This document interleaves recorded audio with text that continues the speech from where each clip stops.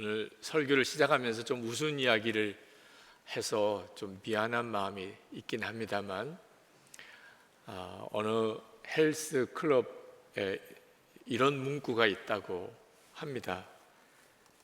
물만 먹어도 살찌는 경우 가슴에 손을 얹고 곰곰이 생각해 보셔야 합니다. 내가 뭘 물처럼 먹었는가? 정말 마음에 찔리는 글이긴 한데, 예수를 믿는 우리도 한번 생각해 봐야 됩니다. 예수 믿어도 은혜가 뭔지 모르겠다, 예수 믿어도 무슨 복을 받았는지 모르겠다, 이렇게 생각하시는 분이 있다면 가슴에 손을 얹고 생각해 보셔야 됩니다. 내가 진짜 예수님을 믿기는 해보았는가 하는 겁니다. 우리는 예수님을 주님이라고 부릅니다. 그 말은 우리가 예수님의 말씀에 무엇이든지 순종하는 사람이라는 뜻입니다. 여러분들은 예수님이 하신 말씀에 순종하십니까? 마태복음 5장 44절에 보면 너희 원수를 사랑하며 너희를 핍박하는 자를 위하여 기도하라. 마태복음 6장 31절에 무엇을 먹을까, 무엇을 마실까, 무엇을 입을까 염려하지 말라. 마태복음 6장 33절에 너희는 먼저 그의 나라와 그의 의를 구하라. 마태복음 16장 24절에 아무든지 자기를 부인하고 자기 십자가를 지고 나를 좇을 것이니라. 요한복음 12장 24절 하늘의 밀이 땅에 떨어져 죽으면 많은 열매를 맺느니라. 구구절절 아멘입니까? 여러분에게 해당되십니까? 아니면 들어는 보았는데 내가 그렇게 살고 있다고 할 수는 없습니다 라고 한다면 예수님은 주님이 아닙니다. 그런 주님은 없는 거죠. 주님이 말씀하셨는데 내가 그 말씀대로 살지 않는다면 예수님은 주님 아니신 거죠. 예수님께서 예루살렘에서 성전을 깨끗하게 하시는 엄청난 일을 하셨습니다. 그 당시에 그 유대교회의 권세, 제사장과 그리고 유대교회 그 권세로 따지면 감히 누구도 상상할 수도 없는 일을 한 겁니다.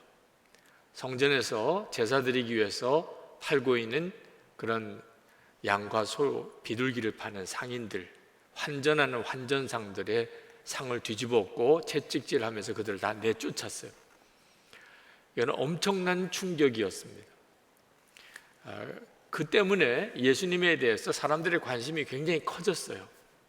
왜냐하면 그것은 하나님의 권위를 가지고 있는 사람 아니면 도무지 할 수 없는 일이었기 때문입니다. 그래서 당시에 예루살렘에 있던 많은 사람들이 예수님에게 관심을 가지고 예수님을 만나고 싶어하고 예수님과 식사 한번 하고 싶어하고 그런 이들이 많이 생겼습니다. 근데 예수님께서 요한복음 2장에 보면 그들의 요청과 요구를 다 거절하셨어요. 왜냐하면 그들의 마음을 아셨기 때문이라 그랬습니다.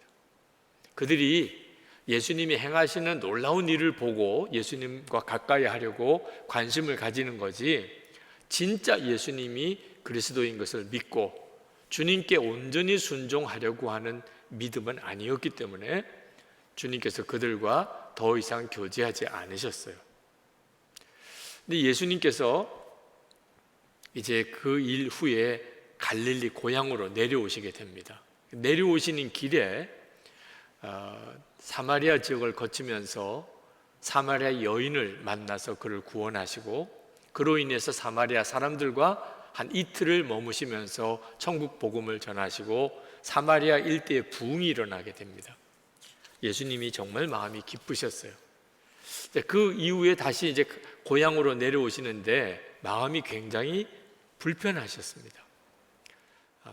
왜냐하면 고향에서는 선지자가 대접을 받지 못한다, 그렇게 말씀하셨어요. 고향 사람들이 자기를 배척할 것에 대해서 아셨던 거죠. 물론 이 갈릴리의 고향 사람들도 예수님을 처음에는 아주 열렬히 환영을 했습니다. 그들도 예루살렘에 올라가서 6월절에 예수님이 행하신 일을 보았고 들었기 때문입니다. 와, 이분이 정말 놀라운 분이구나. 그래서 그들이 예수님이 고향으로 내려오실 때 대단히 환영을 했습니다. 그러나 예수님은 기쁘지 않으셨어요. 왜냐하면 예루살렘에 있던 그 사람들처럼 갈릴리 고향 사람들도 자기가 행하는 어떤 놀라운 일, 기적 같은 일들 때문에 자기에게 관심을 갖는 거지, 실제로 내 말을 믿고 순종하는 사람들이 아니고, 이제 주님이 천국 복음을 전하면 그들이 반발하고 나중에는 그들이 십자가에 예수님을 이제 못 박으라고 할 자들임을 아셨기 때문입니다. 자, 그런데 이 사마리아 사람들의 믿음과 이 갈릴리 사람들의 믿음이 참 묘하게 대조가 됩니다. 그때 그 갈릴리에 살던 왕의 신하가 있었는데, 그 사람의 본래 집은 가버나움이었습니다. 거기서 한 34km 정도 떨어져 있는. 근데 그 사람이 예수님께 찾아 나와서 아들을 고쳐달라는 거예요.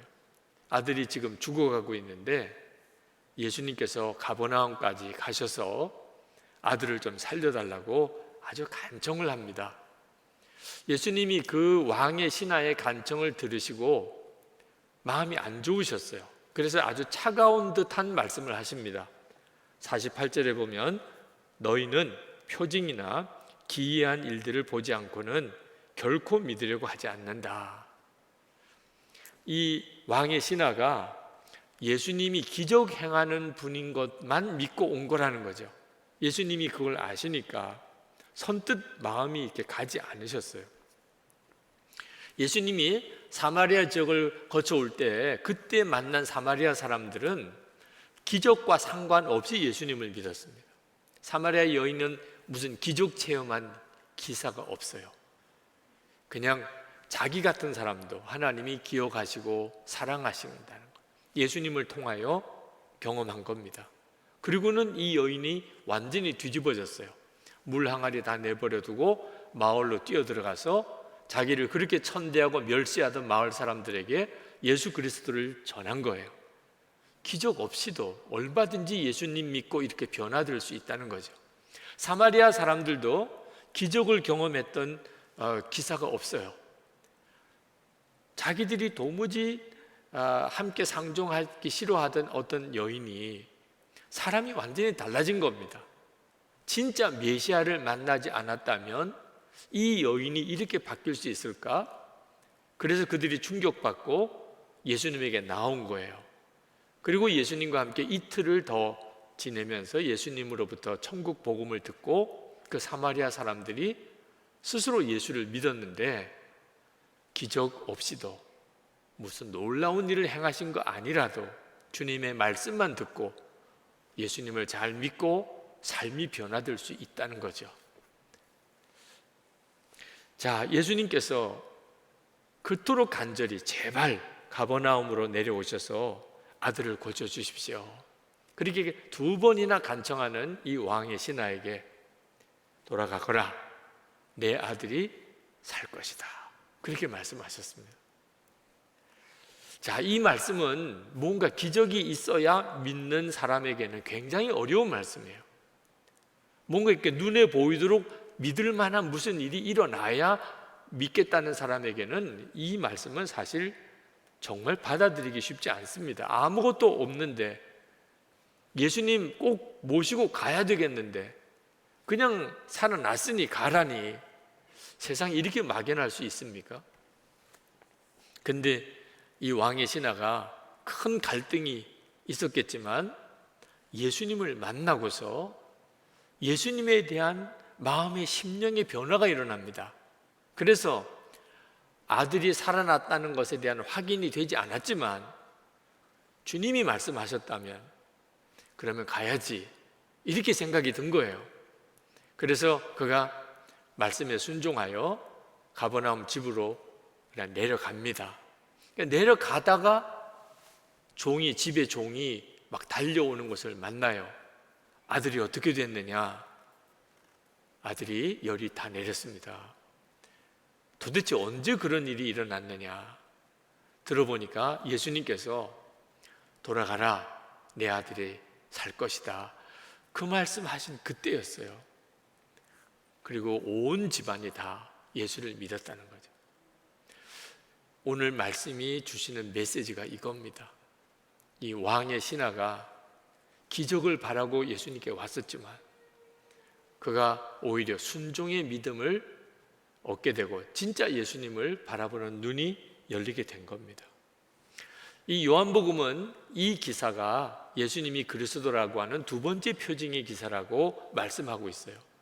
이 표징이라고 하는 말은 예수님이 그리스도라는 사실을 드러내는 사건이라는 뜻입니다. 첫 번째 표징은 갈릴리 가나 혼인잔치집에 물이 포도주가 되는 기적이었죠. 그런데 그 표적도 순종으로부터 일어납니다. 그러니까 예수님이 그리스도라는 것은 우리를 구원해 주시는 분이라는 뜻도 있고 우리의 완전한 순종의 대상이라는 뜻이 있습니다. 가나 혼인 잔치집에도 순종하였더니 물이 포도주가 되었죠. 이 사건도 왕의 신하가 주님의 말씀을 듣고 그냥 순종하여 집으로 가다가 아들이 깨끗하게 고침받은 기적을 그가 경험하게 된 사건입니다. 자, 여러분, 예수님께서 여러분의 모든 문제의 해결자라는 것을 믿는 것은 참 귀한 일입니다. 여러분에게 문제가 있을 때 예수님은 나를 이 문제에서 능히 건져주실 분이다. 그건 정말 중요한 믿음이에요. 이 왕의 신하도 처음에는 그 믿음으로 예수님께 나왔습니다. 주님, 아들 좀 고쳐주세요. 이렇게 왔던 거죠. 그러나 이 믿음에서 머물면 안 된다는 겁니다. 그저 예수님은 기적이나 행해 주시고 내 어려운 문제나 해결해 주시는 분 정도로만 믿는 믿음으로는 끝까지 예수님을 못 따라갑니다. 언젠가는 주님을 떠나게 돼요.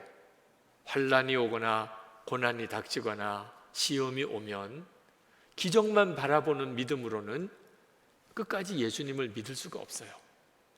그래서 예수님께서 이 왕의 신하에게 말씀을 믿고 순종하는 믿음이 되기를 원했던 거죠. 그리고 왕의 신하는 그렇게 되었어요. 이것이 바로 지금 현재 우리에게 주님이 원하시는 것입니다. 예수님께서 여러분의 문제를 해결해 주시지만 주님이 원하시는 것은 주님을 믿고 말씀을 들었으면 그러면 순종하라는 겁니다.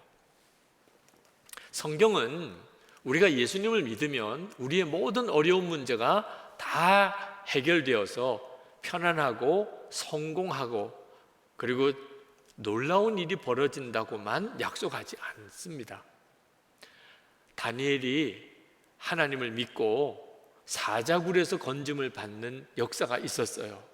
그건 사실입니다. 그러나 그 말은 무슨 뜻이냐면 다니엘이 하나님을 믿었기 때문에 사자굴에 던짐을 받았었다는 게 전제가 돼요. 그러니까 하나님을 믿으니까 사자굴에 던짐을 받는 일도 있고 그런 일도 있는 겁니다. 그랬기 때문에 사자굴에서 건짐을 받는 기적도 있었던 거죠. 그러나 하나님을 믿고 말씀에 순종한다고 다니엘처럼 다 사자굴에서 건짐을 받는 것도 아닙니다. 히브리서 13장 35절부터 보면 하나님을 믿고 순종했는데 여전히 고난이 계속되고 더 심해지는 경우에 예를 쭉 열거해 주고 있어요. 히브리서 11장 35절부터 제가 읽겠습니다.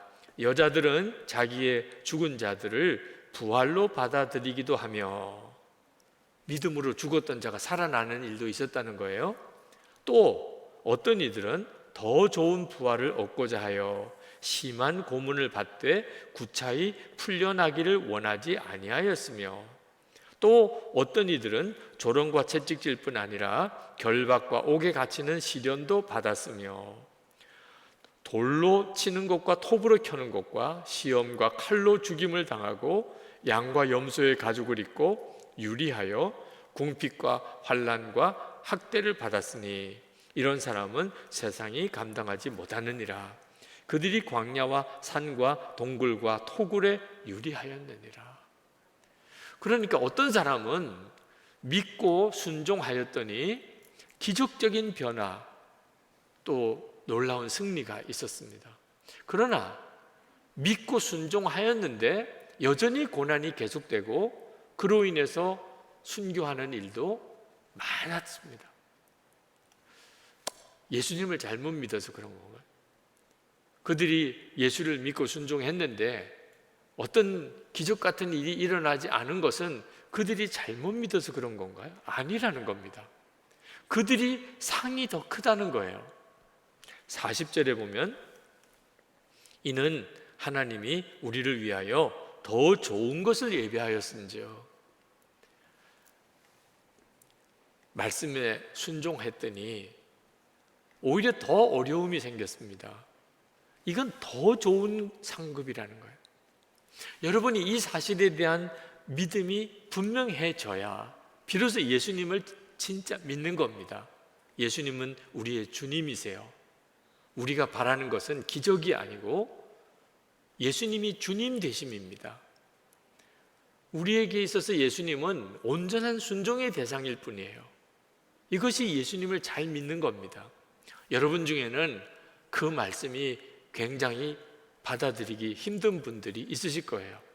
굉장히 마음이 무거우신 분이, 예수님을 믿으면 내 어려운 문제 해결되면 좋겠는데 아니 더 어려워질 수도 있다니 그게 쉽지 않으신 분들이 있으실 거예요. 저는 여러분들에게 예수님을 그냥 예수님이 주님이신 것만으로 충분하다, 그리고 어떤 어려움이 있어도 나는 달게 받겠다, 이런 믿음을 가지시라고 강요하고 싶지 않아요. 그건 제가 강요한다고 되는 일도 아니니까요. 오직 그 말씀을 전하는 저 자신이 그런 믿음의 사람이 되기만을 원할 뿐이에요. 제가 주님을 조금씩 더 알아가고 주님과 동행하는 삶에 계속 힘을 쓰다 보니까 이 세상에서 잘 되고 어려워지는 게 그게 문제가 아니더라고요. 오직 중요한 것은 예수님께서 드러나셨느냐, 우리 주님께서 영광을 받으셨느냐, 우리 주님이 원하시는 일이 이루어졌느냐, 그거 하나밖에 중요한 게 없더라고요. 물론 이따금씩 제 마음속에 이런 어떤 인간적인 욕망과 세상적인 욕심이 제 속에서도 이렇게 일어날 때가 있습니다. 그러나 주님을 아는 눈이 점점 열리면서 세상적으로 잘 되고 성공했다고 말하는 것이 얼마나 하찮은 것인가. 진짜 중요한 것이 주님이신 거예요. 여러분, 예수님을 믿은 가장 큰 복이 뭔지는 정확하게 아셔야 됩니다. 예수 믿은 가장 큰 복이 뭐죠? 세상에서 잘 되고 건강하고 무슨 기적이 일어나고 아닙니다. 예수님과의 친밀한 관계 속에 살게 되는, 예수님이 정말 내 안에 거하시고 그 주님과 동행하게 된 것이 예수 믿은 가장 큰 복이에요. 우리가 예수를 믿으면 저주에서 벗어났다고 말을 하는데 도대체 저주가 뭐가 저주지요? 병든 게 저주고 가난이 저주고 실패한 것이 저주입니까? 아니에요. 하나님을 믿고 싶은데 믿어지지 않는 거예요. 하나님이 믿어지기는 하는데 하나님과 관계는 너무 막연해요. 그게 저주예요. 아담과 하와가 에덴 동산에서 살다가 선악과 따먹고 그들이 에덴 동산에서 쫓겨납니다. 에덴 동산에서 쫓겨난다는 이야기가 뭐지요? 이제 더 이상 하나님과 친밀히 동행하며 살지 못하게 된 거예요. 그 에덴 동산에서 쫓겨날 때 아담과 하와의 심정이 어땠겠어요? 그 두려움, 그 절망감, 그 고통이 얼마나 컸겠어요? 그런데 대부분의 사람들이 하나님을 실제로 그렇게 알고 있지 못합니다.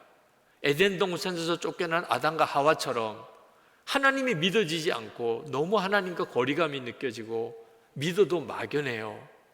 그런데 많은 사람들은 아담과 하와가 느꼈던 그 절망감과 두려움이 없어요. 그게 저주라고 느껴지지 않는 거예요.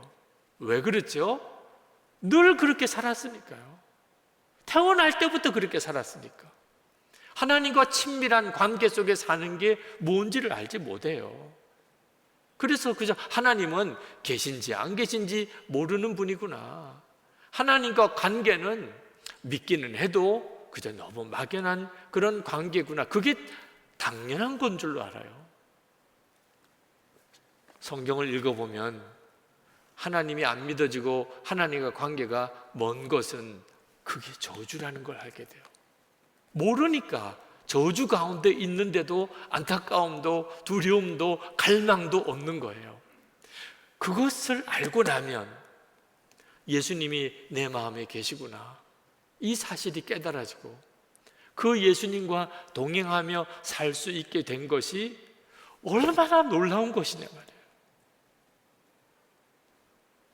아니, 하나님이 계시다 안 계시다 말할 것도 없잖아요. 내 안에 계신데. 그리고 그 주님과 계속 매일매일 순간순간 동행하고 살게 된 것이 그 자체로서 모든 것이에요. 충분해요. 그 다음에 어떻게 되었느냐 하는 것은 전체 주님께 맡길 뿐입니다. 오늘 이 시간에 여러분 중에도 이 아들이 죽어가는 그 왕의 신화, 심정으로 오늘 교회에 오신 분들이 있으실 거예요. 어떻든지 이것만큼은 해결되었으면 좋겠다. 예수님, 이것만큼은 좀 해결해 주시고 고쳐주시고 구원해 주십시오. 그렇게 정말 간절한 분들이 있으실 거예요. 주님의 말씀을 귀 기울이세요. 두려워하지 마. 믿기만 해. 주님은 오늘 이 시간 여러분에게 반드시 그렇게 말씀하실 거예요. 내 눈으로 보지 못하면 믿을 수가 없겠습니다. 그 믿음의 단계를 넘어서야 돼요. 예수님이 내 마음에 계시구나. 그러면 지금 충분한 거예요. 지금 주님이 나에게 말씀하셨어요. 그러면 지금 잘 가고 있는 거예요. 우리에게 지금 필요한 것은 주님의 말씀에 순종할 믿음이 필요한 겁니다. 지금 이 순간에 이렇게 하라. 믿으라. 염려하지 마라. 믿고 맡기라. 용서해라. 사랑해라. 기뻐해라. 주님이 여러분에게 지금도 말씀하세요. 왕의 신하에게만 아니고. 아직까지 문제투성이에요. 아직도 해결되지도 않았어요. 그래도 주님은 이 시간에 여러분이 해야 될 것에 대해서 말씀하세요. 그렇지 않은 사람은 한 사람도 없어요. 그러면 응답받은 거예요. 주님이 나와 함께 계신 거 하나만 가지고도 사실 모든 문제 다 해결받은 거나 똑같아요. 그 다음에 내 문제는 주님의 문제가 돼요. 가정이나 교회나 직장이나 여러분이 예수님 진짜 믿고 주의 말씀에 순종해 가기 시작하면, 그러면 예수님이 그리스도라는 표적이 되는 사건들이 다 일어나게 됩니다. 이제 오늘 이 시간 우리 함께 기도하십시다. 여러분, 지금 현재 여러분의 심정이 너무 절박해서 왕의 신하가 이런 심정이었겠구나, 그런 분이 있으십니까? 그러면 오늘 더욱 순종의 믿음을 붙잡으세요. 여러분이 기적을 바라고 왔다가 여러분이 순종하는 믿음을 갖게 되었다면 병든 것도 실패도 여러분에게 환난이 닥친 것도 지나고 보면 다 은혜입니다. 하나님, 제가 주님의 말씀을 붙잡는 믿음을 갖겠습니다. 말씀에 순종하며 살겠습니다. 제 삶의 모든 문제는 이제 주님께 다 맡깁니다. 여러분이 이 아들 죽어가는 그 심정인 왕의 신하 같은 분이 계시다면 오늘 진짜 그 기도를 주님께 드리시기 바랍니다. 그런 분이 계시면 일어나서 기도하세요. 주님께서 여러분에게 반드시 역사하실 겁니다. 왕의 신하에게 주셨던 그 은혜를 여러분에게도 주실 거예요. 이제는 주님의 말씀에 제가 온전히 순종하겠습니다. 주님이 말씀하시면 저는 말씀대로만 가겠습니다. 그리고 주의 역사를 보게 해주소서. 영상으로 지금 이 말씀을 들으시는 분들도 동일하게 주의 말씀을 붙잡으세요. 여러분의 문제를 능히 해결해 주실 분이 주님이십니다. 주님을 신뢰하시고 그리고 순종의 믿음으로 나아가시기를 바랍니다.